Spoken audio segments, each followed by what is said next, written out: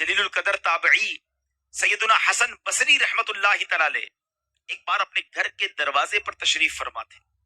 وہاں سے ایک جنازہ گزرا، آپ بھی اٹھے اور جنازے کے پیچھے چل دیے. جنازے کے نیچے ایک چھوٹی بچی زاروں کتار دوڑتی ہوئی اس جنازے کے ساتھ ساتھ جا رہی تھی اور کہہ رہی تھی، اے بابا جان، آج مجھ پر وہ وقت آیا ہے کہ پہلے کبھی نہ آیا تھا. حضرت سیدنا حسن بصری رحمت اللہ تعالی علیہ نے جب یہ درد بھری آواز سنی تو آنکھیں اشکبار اور دل بے قرار ہو گیا. دستے شفقت اس یتیم بچی کے سر پر پھیرتے ہوئے آپ نے فرمایا، بیٹی تم پر نہیں، تمہارے مرحوم بابا جان پر وہ وقت آیا ہے جو آج سے پہلے ان پر کبھی نہ آیا تھا. دوسرے دن آپ نے دیکھا کہ وہی چھوٹی بچی آنسو بہاتی ہوئی قبرستان کی طرف جا رہی ہے. باپ سے بڑی محبت تھی، اس سے رہا نہیں جا رہا تھا، وہ قبرستان جا رہی ہے. سیدنا حسن بصری رحمت اللہ تعالی علیہ بھی حصول عبرت کے لیے اس بچی کے پیچھے پیچھے قبرستان کی طرف چل دیے. جب قبرستان پہنچ کر وہ چھوٹی بچی اپنے والد مرحوم کی قبر سے لپٹ گئی، حضرت سیدنا حسن بصری جھاڑیوں کے پیچھے بیٹھ گئے، چھپ گئے کہ دیکھوں یہ بچی کیا کہتی ہے. وہ چھوٹی بچی اپنے رخسار اپنے بابا جان کی قبر کی مٹی سے لگا کر کہتی ہے، اے بابا جان، آپ نے اندھیرے میں چراغ اور غم خار کے بغیر قبر کی پہلی رات کیسے گزاری؟ اے بابا جان، کل رات تو میں نے گھر میں آپ کے لیے چراغ جلایا تھا، آج رات قبر میں چراغ کس نے روشن کیا ہوگا؟ اے بابا جان، کل رات گھر کے اندر میں نے آپ کے لیے بچھونا بچھایا تھا، آج رات قبر میں بچھونا کس نے بچھایا ہوگا؟ اے بابا جان، کل رات گھر کے اندر میں نے آپ کے ہاتھ پاؤں دبائے تھے، آج رات قبر میں آپ کے ہاتھ پاؤں کس نے دبائے؟ اے بابا جان، کل رات گھر کے اندر میں نے آپ کو پانی پلایا تھا، آج رات قبر میں آپ کو کس نے پانی پلایا؟ اے بابا جان، کل میں نے آپ کے جسم پر چادر اڑائی تھی، آج رات آپ کو قبر میں کس نے چادر اڑائی؟ اے بابا جان، کل تو آپ کو جب بھوک لگی تھی تو میں نے آپ کو کھانا پیش کیا تھا، آج رات قبر میں جب آپ کو بھوک لگی تو کس نے کھانا دیا ہوگا؟ سیدنا حسن بصری غم کی ماری اور اس دکھیاری بچی کی یہ باتیں سن کر رو پڑے. قریب آئے اور کہا، بیٹی اس طرح نہیں بلکہ یوں کہو، اے بابا جان، دفن کے وقت آپ کا چہرہ قبلہ رخ کیا گیا تھا، کیا اب بھی آپ کا چہرہ اس حالت پر ہے یا آپ کا چہرہ پھیر دیا گیا ہے؟ اے بابا جان، آپ کو صاف ستھرا کفن پہنایا گیا تھا. اے عاشقان رسول، ذرا اپنا سر جھکا کر آنکھیں بند کر کے اپنے بارے میں سوچو، جب ہم قبر میں جائیں گے تو ہمیں بھی ہمارے دوست قبر میں ایک چہرہ تو قبلہ رو کر دیں گے نا. کفن تو صاف ستھرا پہنائیں گے، مگر اس کے بعد کیا ہو سکتا ہے؟ سیدنا حسن بصری کہتے ہیں، اپنے والد سے یہ پوچھو کہ بابا جان، کل تو آپ کو صاف ستھرا کفن پہنا کر دفنایا گیا تھا، کیا اب بھی وہ صاف ستھرا ہے؟ اے بابا جان، آپ کو قبر میں صحیح اور سالم بدن کے ساتھ رکھا گیا تھا، کیا اب بھی جسم سلامت ہے یا اسے کیڑوں نے کھا لیا ہے؟ اے بابا جان، علماء فرماتے ہیں قبر کی پہلی رات بندے سے ایمان کے بارے میں سوال کیا جائے گا تو کوئی جواب دے گا، کوئی مایوس رہے گا.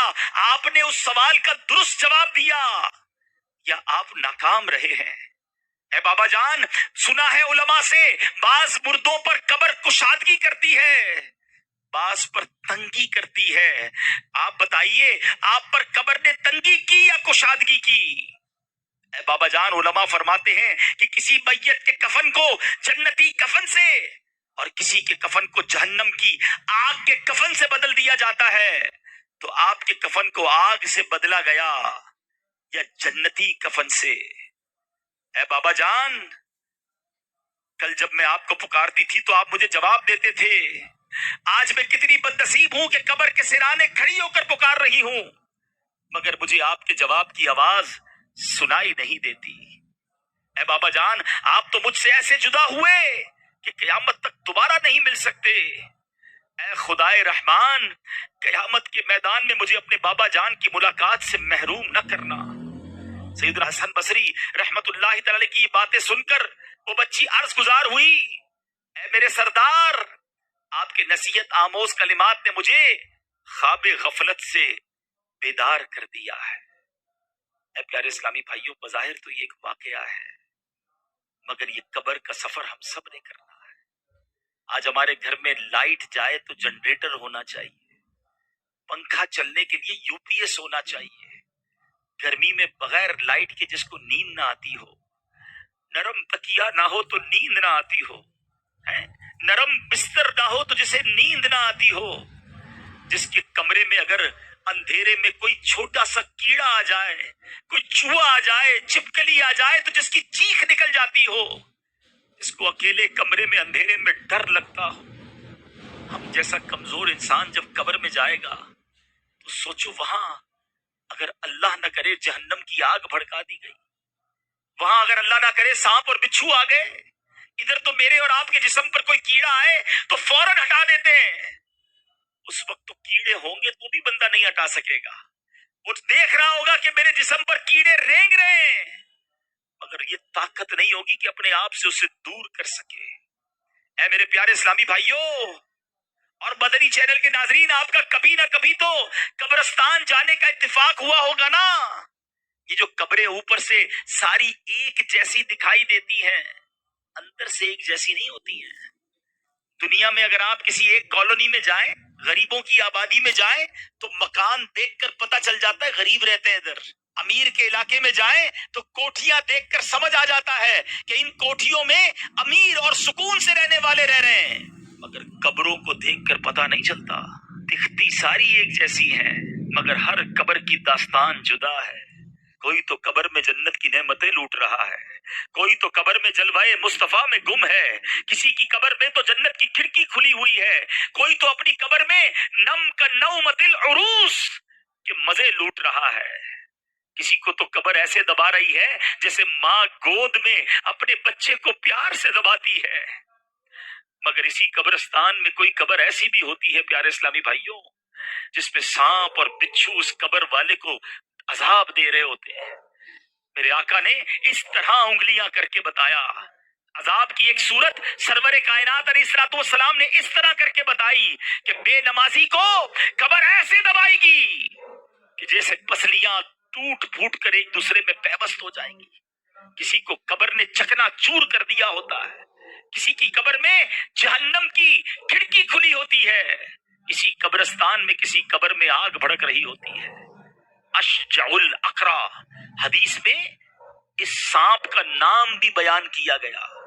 اللہ جس سے ناراض ہو، اشجع الاقرا، اندھا سانپ ہے، جو قبر میں مردے کو ڈنک مارے گا تو 70 گز مردہ زمین میں دس جائے گا۔ یہ عذاب بھی احادیث میں ہی بیان ہوئے، مگر قبرستان جا کر پتہ نہیں چلتا، مگر ان قبروں کے اندر یہ سب کچھ ہو رہا ہوتا ہے۔ ذرا سوچئے، جو رمضان کے روزے جان بوجھ کر برباد کرنے والا تھا، رمضان کی راتوں میں گلیوں کے اندر کرکٹ وغیرہ کھیلوں کے ذریعے مسلمانوں کی عبادتوں یہ نیند میں خلل ڈال کر تکلیف پہنچانے اور دل آزاری اس کا سبب بننے والا تھا، جو روزہ رمضان کا فرض ہونے کے باوجود ادا نہ کرتا، زکوٰۃ فرض ہونے کے باوجود ادائیگی میں بخل کرتا، حرام روزی کمانے والا تھا، سود اور رشوت کا لین دین کرنے والا تھا، لوگوں کے قرضے دبا دینے والا تھا، شراب پینے والا تھا، جوا کھیلنے والا تھا، شراب اور جوئے کے اڈے چلانے والا تھا، مسلمانوں کی بلا اجازت شرعی دل آزاریاں کرنے والا تھا، مسلمانوں کو ڈرا دھمکا کر بھتہ وصول کرنے والا تھا، تاوان کی خاطر مسلمانوں کو اغوا کرنے والا تھا، چوری کرنے والا تھا، ڈاکہ ڈالنے والا تھا، امانت میں خیانت کرنے والا تھا، زمینوں پر ناجائز قبضے کرنے والا تھا، بے بس کسانوں کا خون چوسنے والا تھا، اقتدار کے نشے میں ہو کر لوگوں پر ظلم کرنے والا تھا۔ وہ سوچے کہ جب وہ قبر میں جائے گا تو پھر اس کا کیا حال ہوگا، وہ کیسے اللہ کی بارگاہ میں جواب دے سکے گا، عذاب قبر سے وہ کیسے چھٹکارا پا سکے گا۔ ذرا سوچئے میرے پیارے اسلامی بھائیوں، سیدی اعلیٰ حضرت امام اہل سنت قبر کی اسی رات